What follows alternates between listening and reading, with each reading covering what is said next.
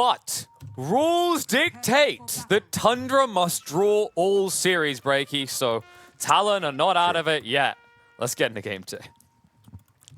That is a very fair point to reiterate. Hokori fell, you know, kind of kept us going in that previous series as far as keeping the splits alive, and so why not continue that here with the Tundra? And really, again, just Group B. The evenness seems to be all throughout when it comes to this group specifically. Yeah, it's like, you know, you look at Group A at the end of day 1, you're like, damn, people take a lead. You look at Group B, you're like, everyone has scored a draw. Yeah. Oh, boy. But no, the interesting thing, actually, the more I look at this clockwork, like we mentioned, looking a bit rough so far in its picks, I think this is a really good game for it. Like, for anyone who's ever played Clockwork, they'll know this feeling where you pick this hero, and then your offlane is a hero that doesn't slow or stun or do anything. So you kind of don't do anything as a Clockwork. You just walk around in the lane. He's with a Visage. Grave Chill's really, really powerful with this. You're able to quickly get on top of a target out of position, and I love this switch up by Talon as a result. It looks like Hyde is going to be going bot. Correct choice to make. Q can get out of this attempt, but Sansa will die time and time again. Yeah. It is also the melee support with the range core and vice versa at the bottom lane, so look at it from that perspective as well. But certainly reason there where Hyde would feel a little more vulnerable at that top lane, and he was kind of going back and forth there a little bit, but now finding himself heading towards that bottom lane officially. We'll match up against the Crystal Maiden and the Chaos Knight. That is down here, so yeah, the Skitter Chaos Knight has that early magic wand. Yeah, it's just, it's a sensible choice, because if Marcy goes bot, she's up against a root as well, plus a stun follow-up. So you don't get to brawl the way you want to at all. You don't actually be as annoying. This way, like you said, it's a range support matchup, but also I like Sansa a lot against specifically CM. You just keep cursing and she can't follow up Nova. Look at that combo right as well.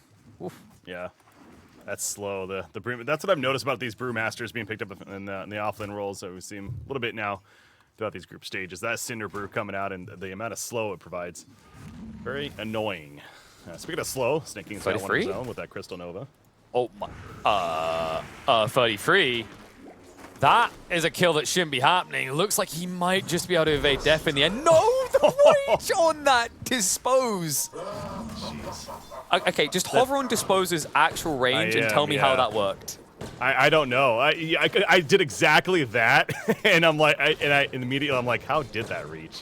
Like if you just hover on the ability, you'll see the range. It's nowhere near long enough for that. Like, are we just calling that lag? Is that what this is? Look at that. I guess Bird is bigger than we thought. Oh my god. So like, I acknowledge this hero is absurd, but at the same time, I can't help but find it fun to watch with moments like that. Entertaining. That's what it should be. No, but yeah, that's a big kill. It goes back to the point you're saying though, that as far as Visage, unfortunately, in the spot of got vulnerable there, and well, just more so Q able to capitalize with it. You saw Clockwork attempting to do a pull, meanwhile at the top lane, but speaking of Q, he's able to thwart it off as this courier. Oh, Soxa's gonna run it down against Savage. At least Savage got his deliverables, that is, and before the courier died. Deliverables for his edibles.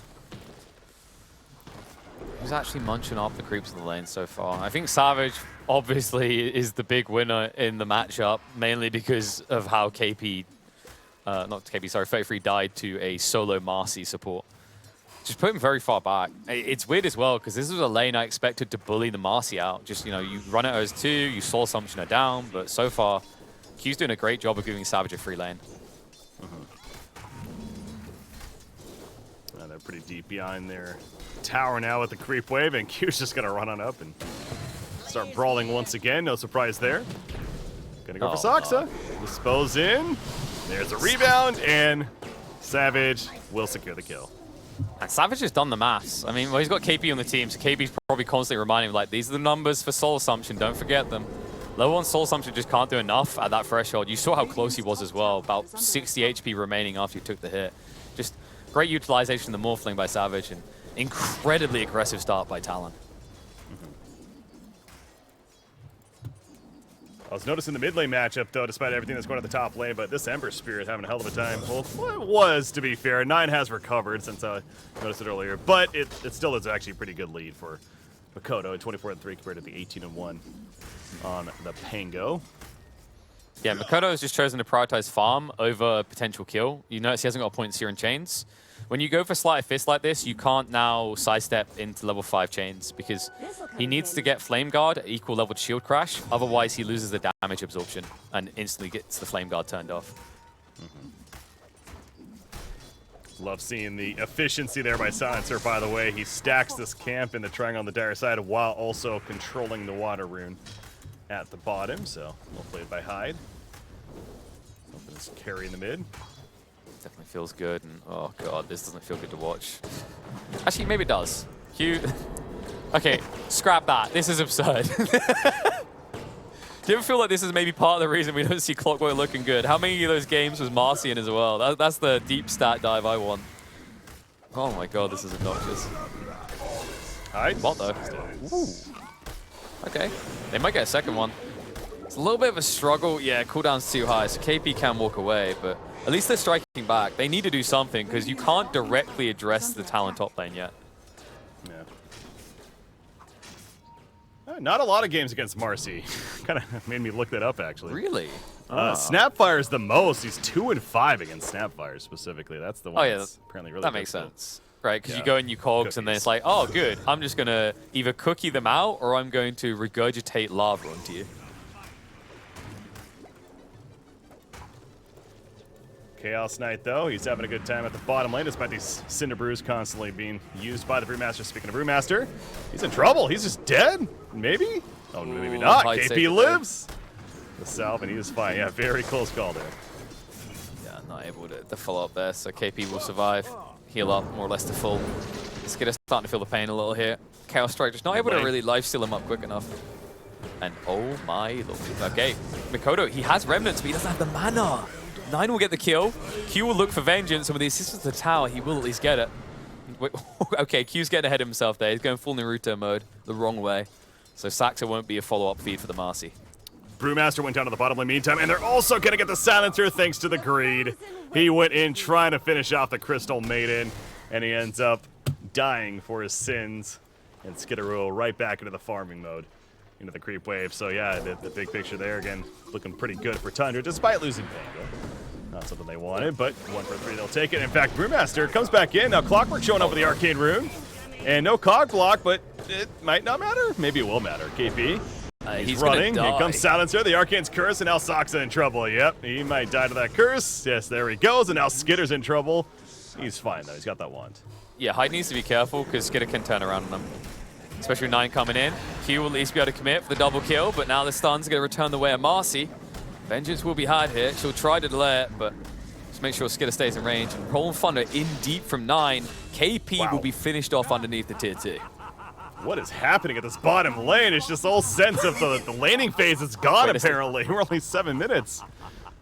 I mean, they still want more as well. Like, you say this bot lane. What's happening in this game right now, Breaky? We're 11 kills in, and these scraps have been very scrappy. You know, the mid lane was probably the cleanest, but between what happened top of the initial death on 33 and what's been happening in this bot lane, this game is turning quickly into a bloodbath.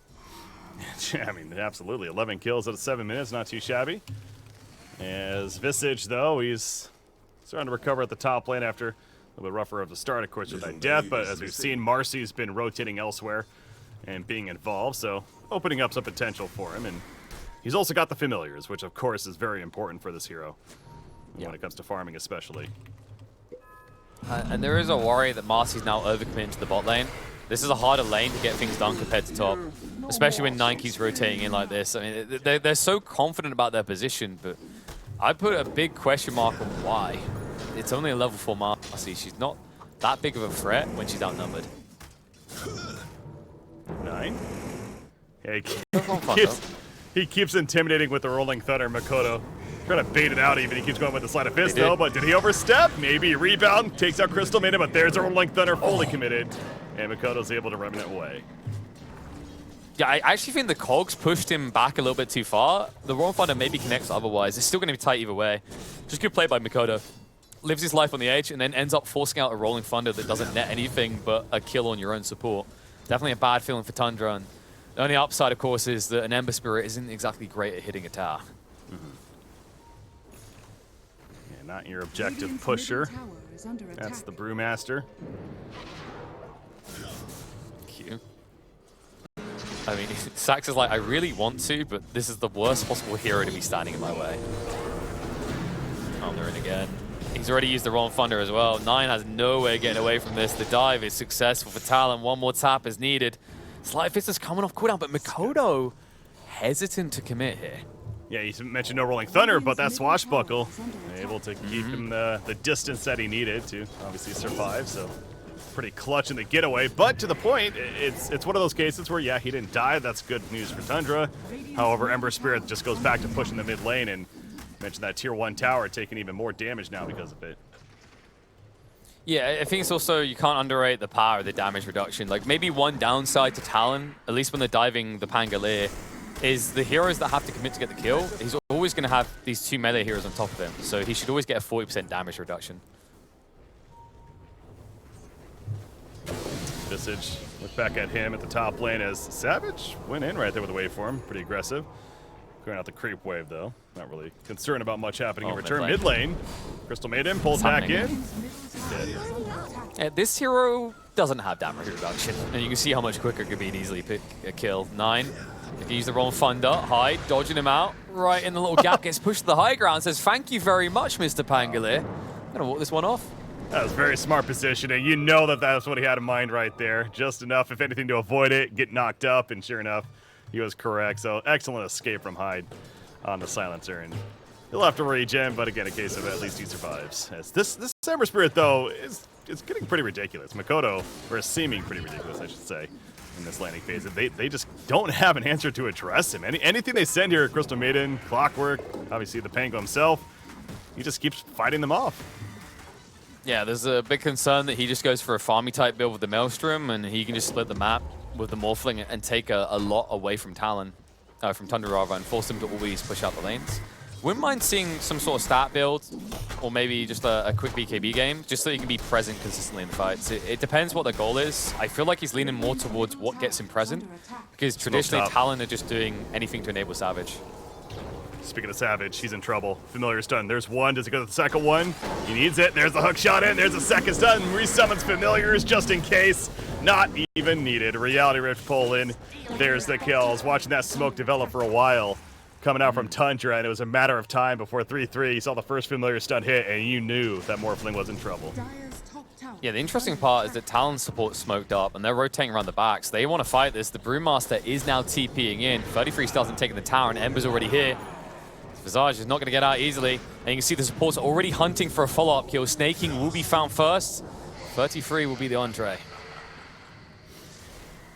Solid response. That's a decent kill on the Visage, but Ember Spirit now going to keep moving back towards the mid lane. As Pango. Is Pango dead? He's forced to Rolling Thunder. He should live, but he still had to use Rolling Thunder just to run away here. That was an unexpected move out of a Morphling. Just shows you the power turn into Pango, and it looks like he might still die. Mikoto not able to get the tip with a Sleight of Fist, though.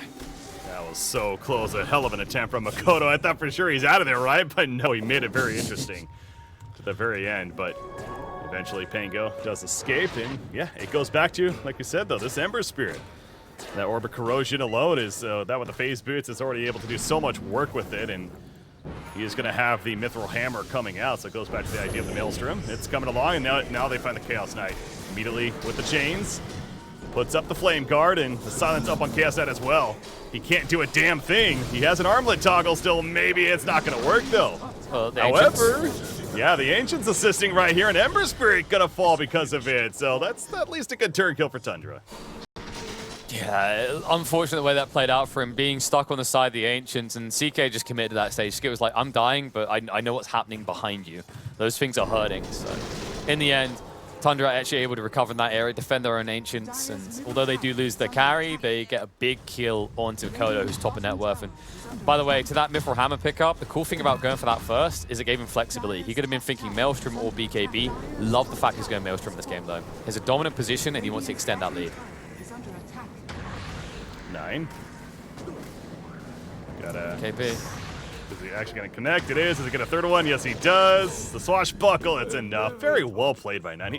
I mean, these Pango players make that look so easy, but it's not. I mean, come on. It's not. Well played. Yeah, credit to Talon as well, because both the Silencer and Ember were stopping the Clockwork. The Clockwork could have maybe set up a secondary kill, so they distracted him and forced him to TP back to base, ensuring that it ends up just being 1 head instead of 2.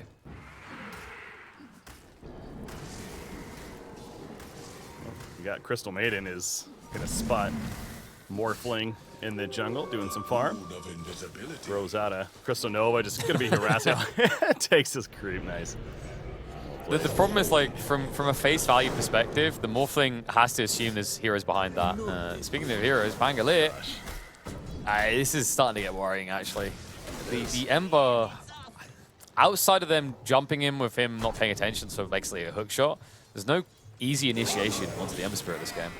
Yeah, Talon's feeling really good about how that mid lane is going, that's for sure. Saksa, Curse, he's annoyed. Creeps.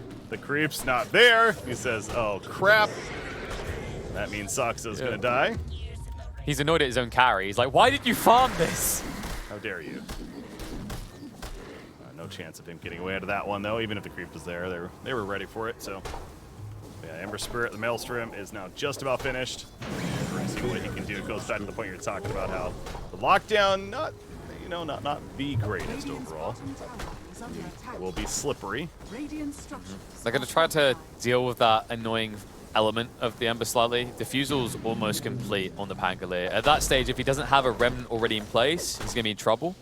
Usually at this stage of the game, Embers don't have safe Remnants because they want to use them for aggressive plays. But Mikoto might be forced to flex. The plus side of doing that is he has the right build to have defensive spirits, because now he's going to have a lot more poke power with the Sleight of Fist.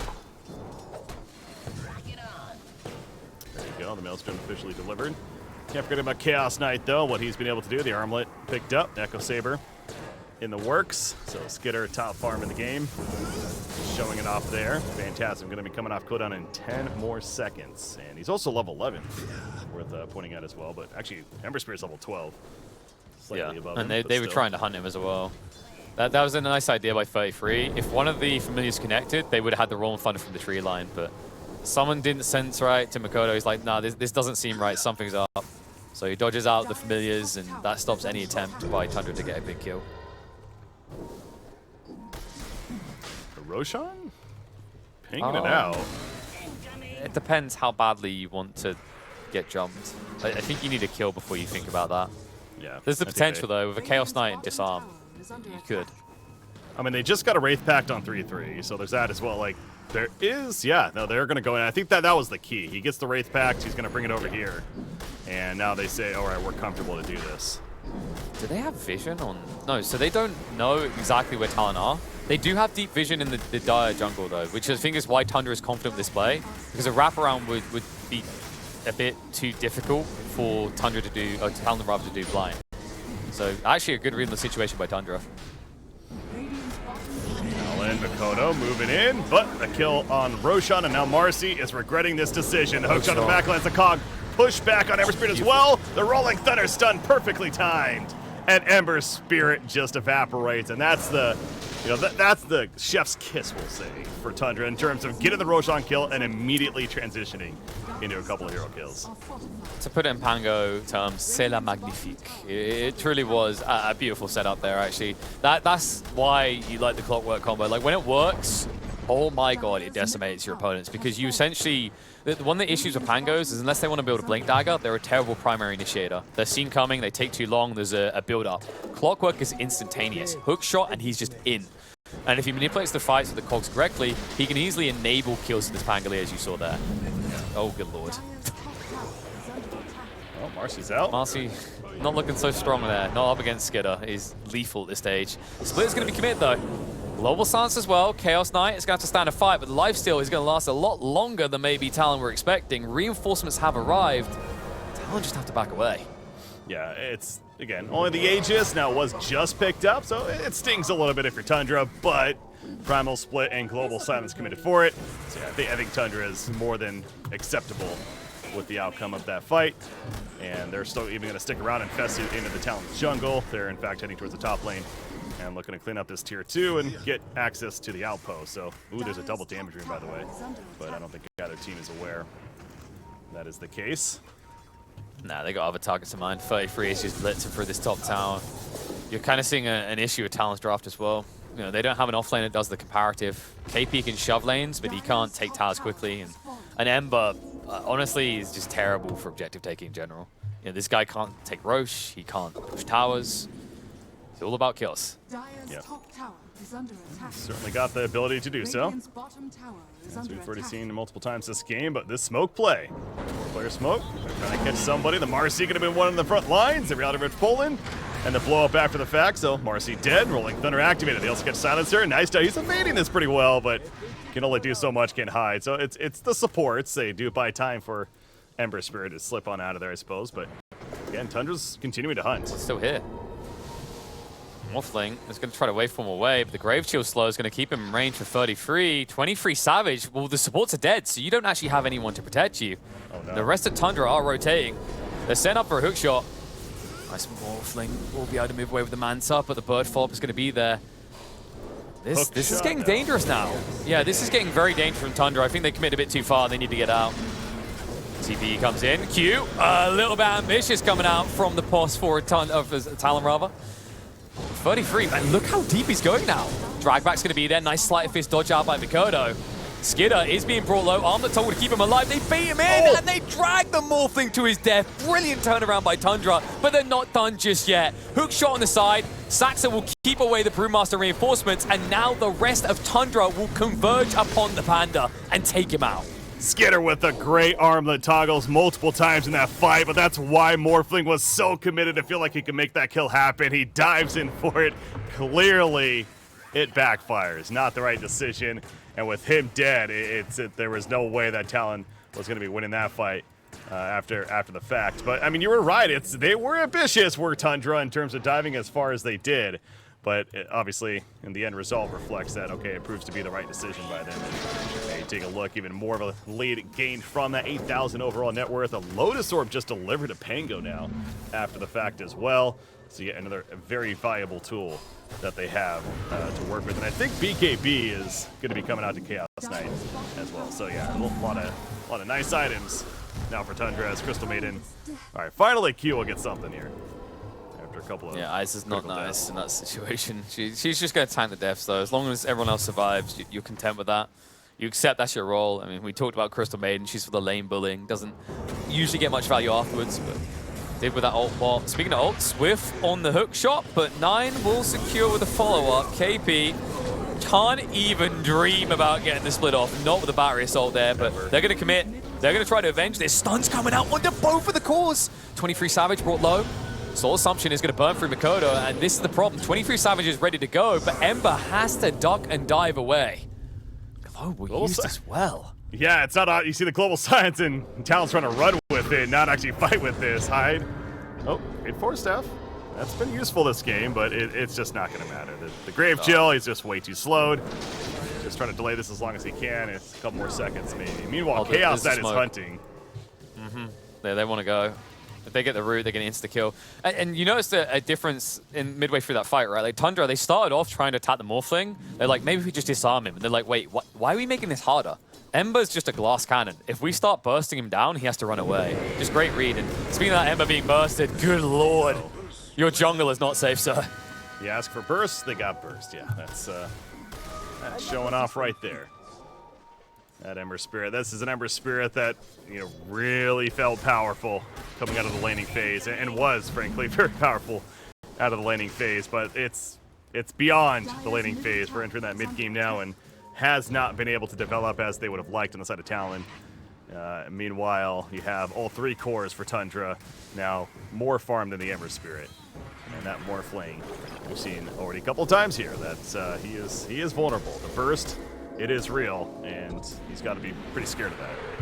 I think the real standout performance in this game so far for me is 33. That Marcy led to some whoopsie daisies, but since that point, I think he's been incredibly stable.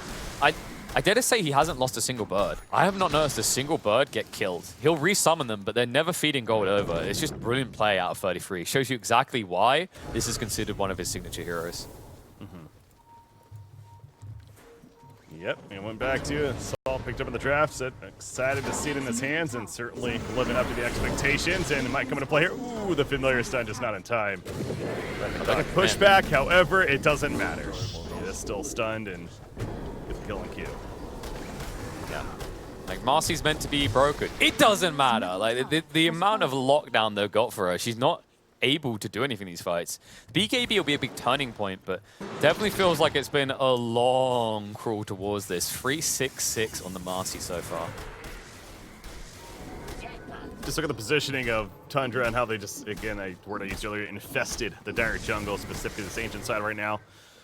Chaos Knight, he's got his blink delivered, by the way. He's looking to build that Axe Shard, so the upgraded Chaos Bolt. Trying to get out of there. The positioning of Brewmaster is deep in the Radiant base. He's got his own Wraith Pact. He's working on the Hand of Midas. He's like, all right, we need to start recovering a bit. Trying to accelerate his farm with that, but it's long. That's not what you want to hear. This is not what you want to hear in this situation. You're like, okay, our Lord and Savior KP, you've got the most experience of TI. What do we do here? Guys, we're going to need more time. Yeah. Oh, boy. I mean, we do have a Morphling. Yeah, we could probably go late game KP. Although Tundra are itemizing for a very fast 30-minute finish here. Top lane, Clockwork is hunting. 23 Savage, the rocket, it just misses. He's still here, though. Morphling should be fine. TP, he is still here, but... It just came with cooldown. Oh, and look at the position as well. He's just out of breaking smoke, so they didn't know. Damn, that was perfect. And I was sitting there like, there's no way he just randomly hook shots it, right? But if the smoke breaks, like yes, right? Sure. Like, because when he ran back to the right side, I was like, if this smoke breaks, Saxo knows exactly where he is, or like, not maybe exactly, but like within, you know, a small group of pixels. So you've got like a 60% chance of hitting the hook shot at that point. Very good idea. Well, no bueno. Visage also with the Lotus Orb. So a couple of Lotus Orb priorities here on Tundra going to be happening. And there is a lot to purge this game and in general reflect. So certainly makes sense. The fact that you have these cores in the Pango and Visage that are able to farm it, and you Chaos Knight's one bringing a lot of the damage. And hookshot initiation, not going to hit the hero though, just the creep wave. He's getting ready to hit the hero. At least the CK was, but it looks like they're going to back away after forcing the TPs. That's just what Tundra wants in this situation. Like, okay, you're not going to fight us. You're not going to offer opportunities on the map. We're going to go to your base and force you to come back. Once you do that, we'll take away vision elsewhere. Actually, in this situation with Tundra, they don't necessarily need to flood towards that ancient area, though, simply because Roche is their new objective, and we're about 1 minute and 20 seconds away from that. Radiant structures are fortified. Yeah, just control the map, control the Roshan area. That's certainly what game plan is right now for Tundra. Not really a reason to be scared about that. But the 4-player smoke. Remember, Spirit actually farming the mid lane, so not just 3 players. They've scanned. They know that Tundra are here, but that makes it more difficult. Like, how do you breach? Look at Clockwork. So confidently sitting here. Ball's going to come down. Jump in. Stun on a free from Q is big. And the follow-up is a beauty. CM gets taken out. Clockwork gone as well, but can they convert it into core kills? It looks like they can. Skidder running away with the BKB. 9 looking for the counterattack now, trying to turn around as the Magic Mini runs out. Skidder needs to stand and fight. Buyback comes out from the clock, but CK's already gone. 33, can he turn this about? Stuns are going to be there on the Ember Spirit. Hookshot now comes in, but Q not saved. Soul Assumption will finish him off. Visage slowly chased down now by KP. Saxa's going to experience the pain of a dieback. 23 Savage now with the Ultra Kill. Will not be denied his rampage because there's plenty of heroes left to take. 9, down to half HP. Lotus will at least shift the damage off, but 33 is immobile with nowhere to go. Well, these Lotus Orbs are huge, though. The Lotus Orbs are actually keeping both of these heroes alive right now. You see another one being applied. Oh, he tries to kill the Swash, but what? Misses.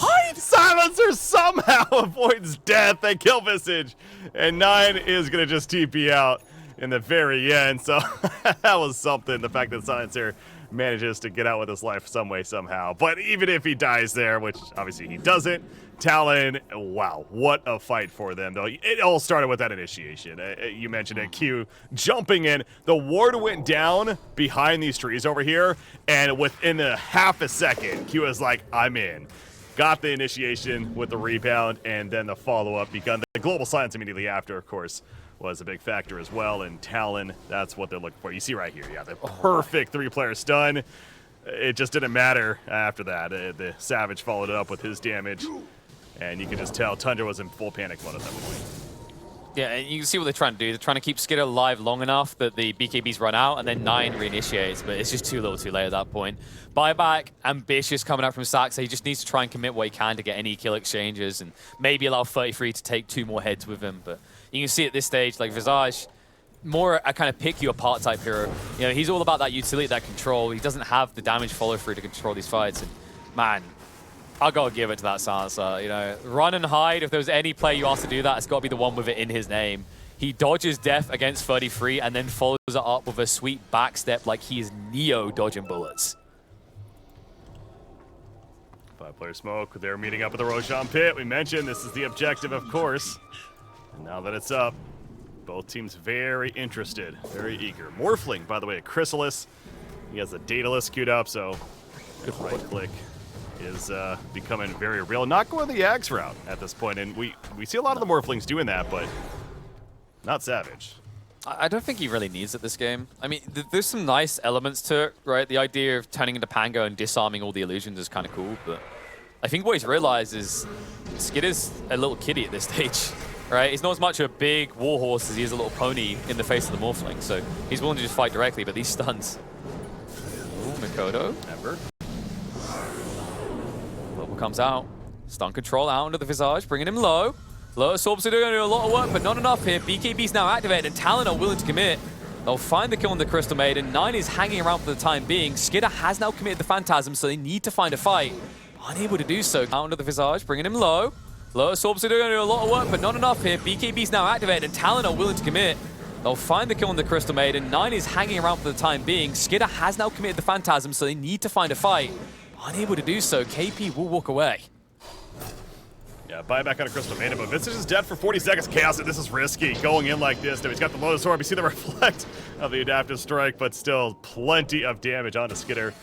Yeah, you gotta be careful. Without Visage, I don't know how much confidence Tundra should necessarily be having about taking a fight here, and they will kind of retreat now, but at the same time, it is important to still protect the idea of Roshan, and that's essentially what they're doing right there. So you'll see the familiars of 3-3 are around, and the Visage himself will be up in about 10 seconds. But both teams resetting. It's a matter of how do you go about this? Committing into a Roshan. KP confirming that not actually doing it yet. Skidder will now move in and make it start happening. So Tundra a bit more confident. The biggest key here, of course, is both Global Silence and Primal Split being on cooldown. Those are those big, long cooldown abilities.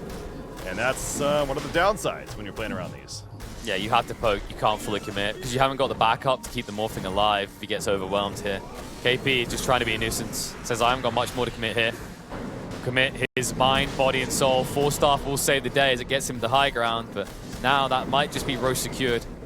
However, with 9 now not having the Rolling Thunder, maybe an opportunity arises.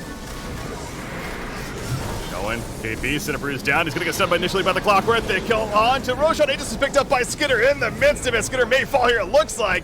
Aegis going to bring him back up, though. Ember Spirit finally able to get his BKB off after the initial stun. Savage still feeling strong. Skidder, he just blinks out immediately, but Savage wants blood. He wants more. He wants 9, but he's not going to get it. And he gets sucked back into death. He's dead for 70 seconds. Buyback from Brewmaster, but Morphling is not. 9 living life on the edge, trying to help for the skill of Makoto. And there's the Chaos Bolt, the Reality Rift. Double kill for Skidder. So he dies initially, but the Aegis pick up, of course, the clutch play. And now it's Tundra's turn to go marching down the middle lane. Both cores are dead. Yeah, great utilization of the Visage again. I think 33 is doing a lot more work than is at first apparent in these fights. The stuns to kind of be a nuisance towards the commitment that calls from Tundra. And then on top of that, the Lotus saves you did mention, fantastic tools, especially against the Searing Chain control the Ember.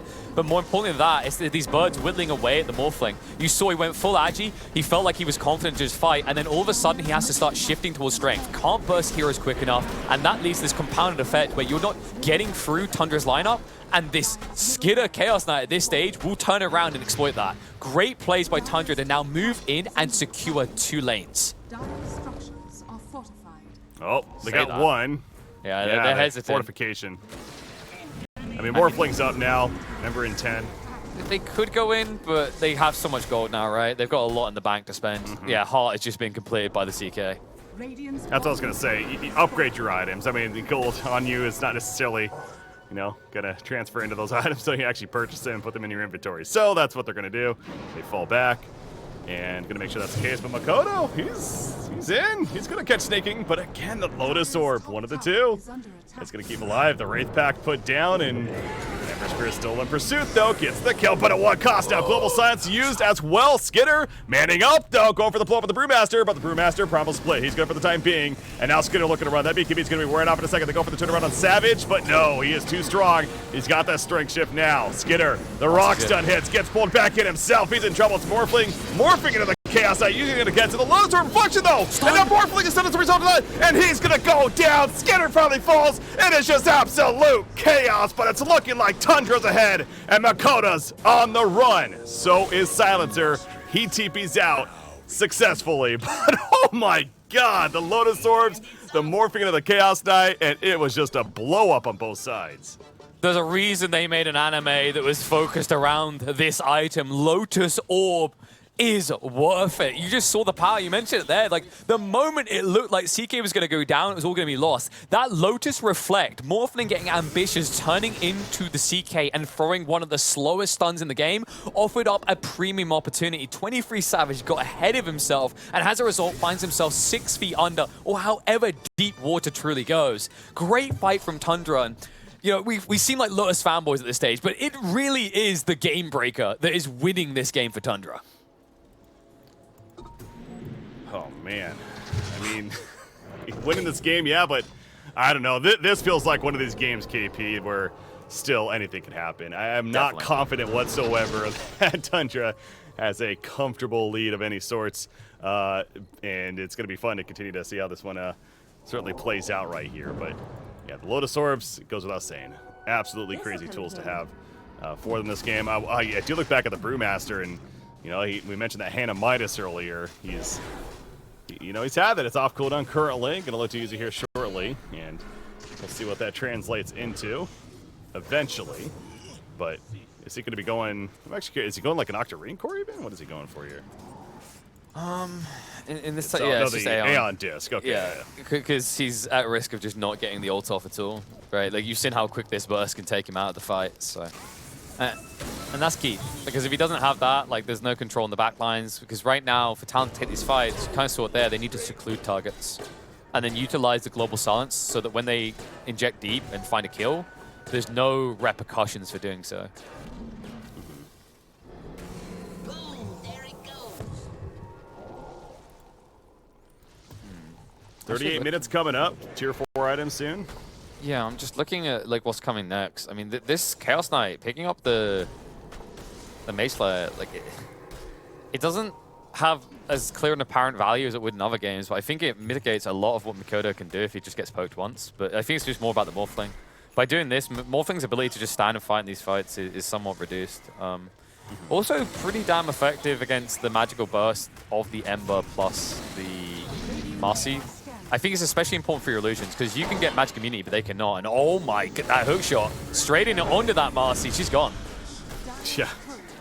Now for 50, no buyback. I want to say on the Mage, I think the ultimate is just NWC there. It's Bloodthorn. That's what he really cares about. Yes.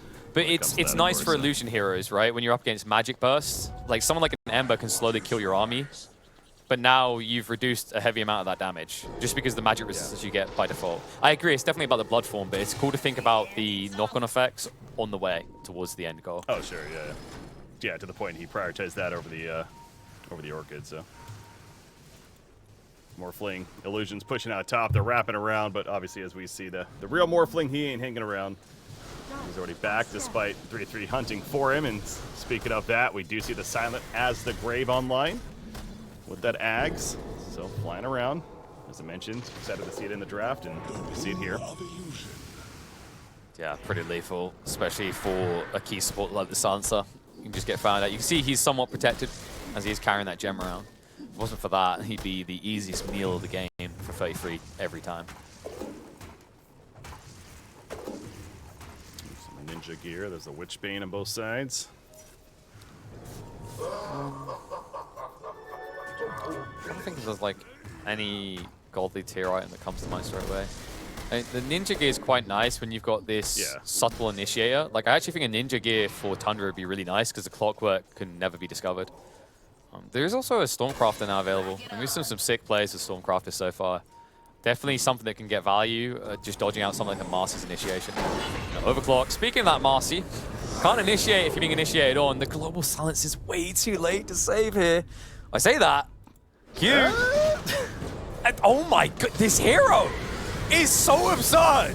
He will go down, but that's going to force a main fight now. Sax are able to walk it off the Glimmer Cape, and Ember looking for any target you can find. 9 is going to be fine though, able to back away. Global committed, and Marcy's still dead. I mean, yeah, I thought for a second we were going to see that Marcy that we know and love of just the turnaround with that Global Silence coming out and the team support, but it wasn't enough in the end, and obviously we see how everyone on Tundra is able to stay alive as well, including that clockwork. Yeah, you pointed out that overclocking coming into play there as well. Helps secure that kill. Onto the Marcy though, but close call. Yeah, good disengage though. Like, I had faith in the 4-star. Still absurd how you can still lock on and almost take a target like that, but that is the double-edged sword of the Marcy. It's like, you are in, you are in. You know, this whole idea that you can run away only works if more players show up, which in that situation they tried to, but just so discombobulated. And Tundra is quick to strike that. We notice Morphling gets a very late Linken's, by the way, but just trying to get that idea that he can react before that said lockdown comes into play. Off the bat. Yeah, I think understandable. Like, this one is going pretty long again. Like, you can see the reluctance, but this time around it makes more sense for Tundra. They're only 11k ahead. Roshi is going to be up in 10 seconds, though, so if they can find a kill to open this up, be perfect. They're going to find a beautiful one at the beginning here. Global Silence comes out, and it looks like they can't connect with the Ember. He will get away with this. KP saves the day. Oh, Morphling's dead though. He was way too deep right there, unfortunately. And the team of Talon, they're just running away like, wait a second, why was Morphling all the way over there? Well, Silencer is also dead now as a result. So you forced the buyback. It's not going nearly as planned by Talon. There is no buyback for Morphling except for 60. So you just go in and you realize it now, right? Like, you go and you take a lane, you're like, okay, Morphling buyback? Morphling buyback? No? No Global Silence, no split. I don't think Tundra quite realize it yet. Like, with this speed, they could potentially end the game, but instead I think they'll just take a lane and then go for Roche. But man, I'd love to see a replay of what Savage was doing that far behind enemy lines. I mean, I know he's water, but you don't camouflage when you're in the river like that. Nice. Yeah, no, I'm with you. I was obviously watching the main portion of the fight there initially, and I all of a sudden I see the Tundra heading south, and sure enough, got Morphling and picked him off. So whether it was just trying to position and go for a kill or whatever else, either way, he's dead on the back lines, and now they're going in as we see. Okay, so it was just, unfortunately not able to see why he was there in the first place, but. So I'm going to go on a little limb here. There was a ward bot from the Radiant side. I think what possibly happened there is 23 Savage was farming south side, and he got spotted by the ward. So when he naturally rotated north, the clockwork came to intercept. Great read by Tundra if that's how that played out. I mean, just shows you how Vision can win games. And now with an Aegis in the hands of Skidder, it feels like we could be on our way to Tundra's first 2-0. Yeah, well, Morphling does have that ninja gear. He's been using that for a little bit, so unfortunately not able to keep him alive there either. Either way, he's back up. We talk about the Aegis on Chaos Knight, cheese on Visage. Yum, yum. Tundra going hunting once again. Flash, definitely a potential. Savage holding his ground. They see the Visage up here. Ember Spirit, but the Lotus Orb immediately. just makes Ember so difficult to play. Like, Lurrus is the ultimate item against this hero, because if you think of what Ember wants to do, he's just rooting you and then poking you, giving time for his team to position for a follow-up. You're getting no time at all due to this double Lurrus lineup. The CK with that Aghanim Scepter. So now the illusions of the allied heroes. And you, by the way, if you time that right, you can use that to dodge global. I heard about that, yeah. Yeah. Because there's a delay, right? You start casting Phantasm, and then there's a small window where it's already locked in and about to complete. Wouldn't that be something? I mean, you just basically free dispel the entire team. What more could you want from a carry? That's pretty good. Pushing bottom tier 2 still up. They're going to take it right here. And it's just a matter of how does Talon respond to this. The overclocking of Clockwork being annoying as you'd expect. KP going to be Rihanna pulled in, and they're going for the blow up on him. The Ion Disc saves it for the time being. He is going to Primal Split now, so he gets it off in the backlines. Now Silencer's is dead. Yeah, he's dead. No buyback, no global silence either. Not what you're looking for if you're Talon. You see Morphling back in the base. Clockwork, he's deep in there. That's who they're chasing. He's got the Halberd, though. I mean, he's pretty tanky himself. Ember Spirit, meanwhile, not a lot of mana to work with. They kill the Clockwork, but Ember makes his way back to the base. Yeah, so after all that, each side loses support, but the Clockwork gets more impact than the Silencer. He's just napped that time, perma. Double BKB used by the Ember as well. I mean, this is a go for Tundra. They can delete the base. The Ember can't even show his face at the start of this battle, otherwise he dies. Come out. CK just committing onto the tower. They're trying to force them away, keep him out of the base. Q is just going to be eviscerated, though. KP, of course, Aeon Disc still on cooldown 45 seconds. He can't even dream of going in, but he can definitely get a Nightmare out of this. Buyback gets forced straight away, but the Racks are still going to die. Skidder will take nothing less with 2 lives to work with. Again, as we saw in the previous game, Talon is going to play to the bitter end, but it just feels like it's too little firepower. GG is called. It's 2-0 Tundra. They break the trend. They do not split the series, and they go 2-0 for the sweep against Talon. From the little cocoon to a beautiful butterfly, they are evolving. Tundra able to convert a win, and great way to do it. I mean, game 1, you know, they took their time, very methodical, maybe a little bit too hesitant at times, but they knew that they could scale. This time around, they looked at the lineups, Morphling compared to CK. They understood that they had a more powerful earlier timing, and they leaned towards that. I think this is showing us that even when these teams have this lower peak, you can see how the games still take a long time. I mean, that was a 44-minute game in the end. And although Tundra was ahead for, I'd say, a lot of it, it's just very difficult to breach high ground against a lot of these drafts. But credit to him, man, especially with some of these hero picks. I mean, we saw the Grimstroke last game. The Doom seems to be a select pick for them. We mentioned the Clockwork. His stats not looking that great. But in this game, Saxa definitely having a lot of impact early on, especially past the laning phase. Yeah, and to his credit, again, maybe a little bit concerned that was the Clockwork going to be the greatest against these cores of Talon. Well, Saxa said, listen up. Yes, it is. And sure enough, it was. It was a very, very powerful hero all throughout the game. But again, team effort, and it's appropriate that, you know, showing the whole team right there on his screen of Tundra Esports as able to make that victory happen. You take a look at the stat breakdown, and Skidder certainly on that Chaos Night, 14-3-14. Yeah. Impressive record by him. I mean, it's weird. Like, most people are like, just get MVP. Very clear. I kind of want to give it to 33. I think, like, the lowest came in clutch so many times. Of course, 9 contribute losses as well. But I think 33 leveraged the awkward start into, like, a free lane afterwards very well. Created a lot of space and drew a lot of attention. But, yeah, we're going to give it to Skidder. I mean, it's quite easy to see how, right? Like, carry came, carry killed. So, definitely would have been second on my mind. I think, overall, Tundra balance the requirements of each player in this game really well. Even when you look at snaking, like picking a hero like CM, that kill he got in the Morphling bot lane was phenomenal. Not to mention the fact that he was tanking ganks. Any attempt to get Talon back in this game, looking for a primary kill onto a POS 1 or POS 2, was typically blocked out by Staking's positioning. Yeah. Again, a great team effort on their part, and kind of looking at it right now as far as how the records are shaping up currently, and again, this one's not updated here, but so Tundra will be 5-3. Yeah, after this result now, as far as Talon is concerned, they're going to be 2-6. So, You know, again, a lot of matches to be played, but Talon is starting to feel a little bit of that. Okay, you know, bottom two do get eliminated here out of the group stages. Really needed to pick it up as far as the results are concerned to keep that hope alive. If anything, going to the lower bracket initially, that's the very least you're of course hunting for out of these group stages. But as far as Tundra's concerned, got to feel good about this one because of what the 2-0 after all these splits previously. Again, feels good for them. But yeah, KP up with the breaks coming up. It sticks them in the upper bracket, right? I'm pretty sure like that puts Tundra.